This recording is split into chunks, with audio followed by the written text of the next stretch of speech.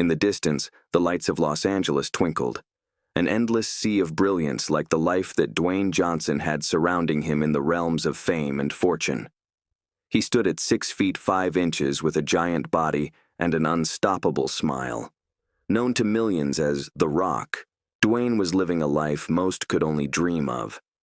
Every box office success, every award, and every fan interaction seemed to validate his position as one of Hollywood's most bankable stars. But on that fateful day, something changed. Dwayne stood at the edge of a high-rise set, the wind tousling his sweat-dampened hair. This stunt for his latest action film was nothing new. He'd done far riskier ones in the past. Yet, there was something in the back of his mind bothering him, a hesitation that couldn't shake off. The cameras rolled, the director yells, "Action!" Logically, and he leaps into the void like a man who actually thinks himself invincible. Until he wasn't. The harness holding him snapped in midair, and in a nanosecond, Dwayne's body slammed down into the concrete below. Pain was like a wildfire that started deep within his insides, then swept through every nerve, and just like that, the world went black.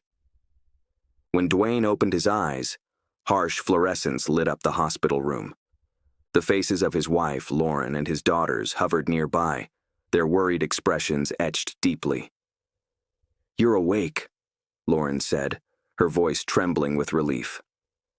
Dwayne tried to smile, but the pain in his back was unbearable. "What happened?" he croaked, his throat dry as sandpaper. "You fell, Dwayne," she replied, tears welling up in her eyes. The harness gave way.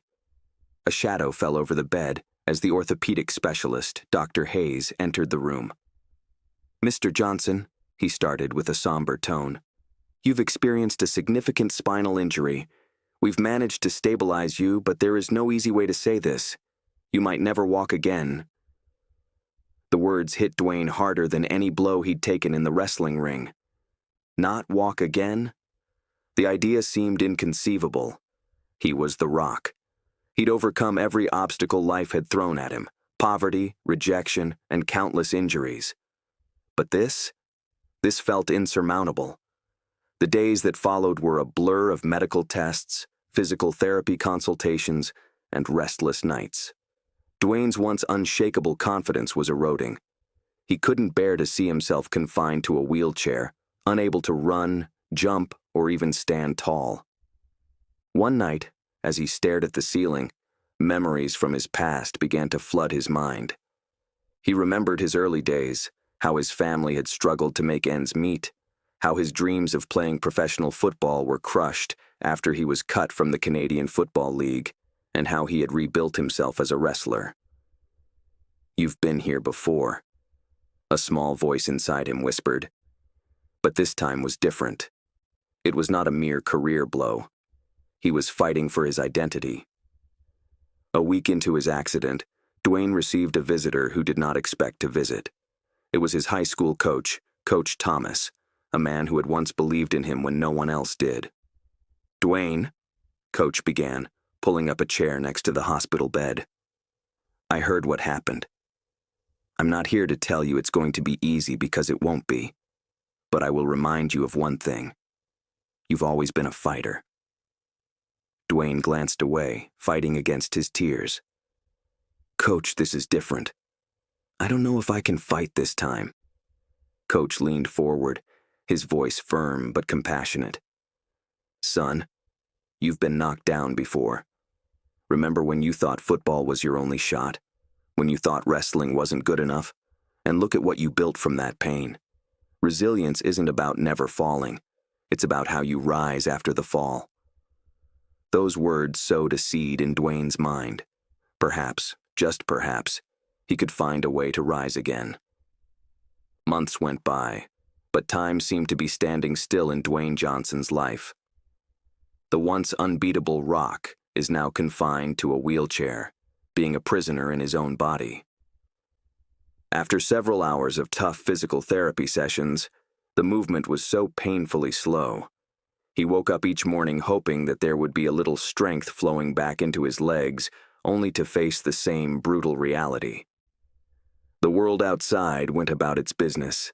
Tabloids hypothesized his future, calling his injury a career-ending tragedy. His once busy phone was crickets silent, buzzing of producers and agents replaced by a deafening void. For the first time in his life, Dwayne doubted if he could ever rise again. It was one rainy evening with thunder rolling across the Los Angeles skyline. Dwayne sat alone in his home gym, a place that once was his sanctuary. His wheelchair was parked in the corner as he stared at the weight rack, a ghost of the man he once was. Suddenly, the room was filled with the sound of tiny footsteps. His youngest daughter, Tiana, toddled in, holding a crayon-scribbled piece of paper. She handed it to him with a proud smile. "Daddy," she said, her voice innocent and full of hope. "This is you. You're strong." Dwayne looked at the drawing. It was a stick figure with enormous muscles, standing atop a mountain. Tears welled up in his eyes as he clutched the paper to his chest. In that moment, something shifted. For months, he had been wallowing in self-pity, but his daughter's simple gesture reminded him of who he was and who he wanted to be. He wasn't just fighting for himself. He was fighting for his family, for everyone who had ever believed in him, and for the millions of fans who saw him as an icon of strength and perseverance. The next day, Dwayne came to his physical therapy session with a new determination. His therapist, Rachel, noticed the change right away. "Looks like someone's ready to push the limits today," she said with a smile. "You have no idea," Dwayne replied, gripping the parallel bars with a ferocity he hadn't felt in months. The exercises were torturous. Each movement felt like a battle with gravity, against pain, against doubt. He sweated buckets, and his arms shook as he tried to raise his legs. But with each tiny victory, a single step, a slight bend of the knee, his confidence grew. He started posting his journey on social media, sharing raw, unfiltered moments of his struggle. Fans from all over the world flooded his posts with messages of encouragement, calling him an inspiration. For the first time since the accident, Dwayne felt the power of connection. Weeks turned into months, and Dwayne's progress was nothing short of extraordinary. But just as he began to regain his footing, life threw another curveball. It was just a routine checkup with Dr. Hayes that brought him such sobering news. "Dwayne, you've come so far, but the damage is worse than what we thought your spine was to be. I really don't know if you would ever get yourself back again entirely." The words hit him as a sledgehammer. In that moment, the old doubts crept back in once more, suggesting he should throw in the towel, that the fight just wasn't worth it. But then he remembered Tiana's drawing, Coach Thomas's words, and the countless messages from fans who believed in him. He refused to let this setback define him. "No," he said firmly. "I'm not done yet." Determination set in with Dwayne. He worked day and night, pushed his body to its limits and beyond, adopted a holistic approach that included meditation and visualization, as well as alternative therapies. He started speaking at events, sharing his story with others who battled their own wars, and strength was found in the vulnerability. Finally, after 2 years of consistent struggle, came the day Dwayne took his first independent step. The day was recorded and put up on the web, and the world was glued to its screen as it witnessed a man who had been told he may never walk again.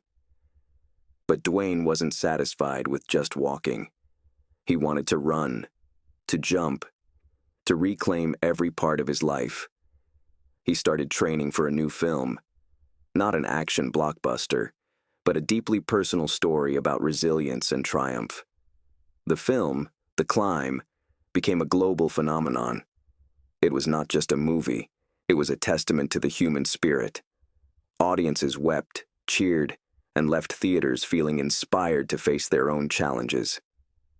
On the night of the premiere, Dwayne stood on the red carpet, his family by his side. As he addressed the crowd, his voice filled with emotion. "This isn't just my story," he said. It's our story. It's a reminder that no matter how hard life knocks you down, you always have the power to rise. As the applause echoed through the night, Dwayne realized that his greatest victory wasn't in regaining his physical strength. It was in discovering the depth of his resilience and sharing that gift with the world. Years later, as Dwayne sat on the porch of his family home watching the sun set, Tiana ran up to him with a new drawing. This time, it was a picture of their whole family standing together on a mountain. "Daddy," she said, "we're all strong just like you." Dwayne smiled, his heart full. "That's right, baby. We're all strong." And with that, the man who once was the rock became something even greater, a symbol of unbreakable spirit,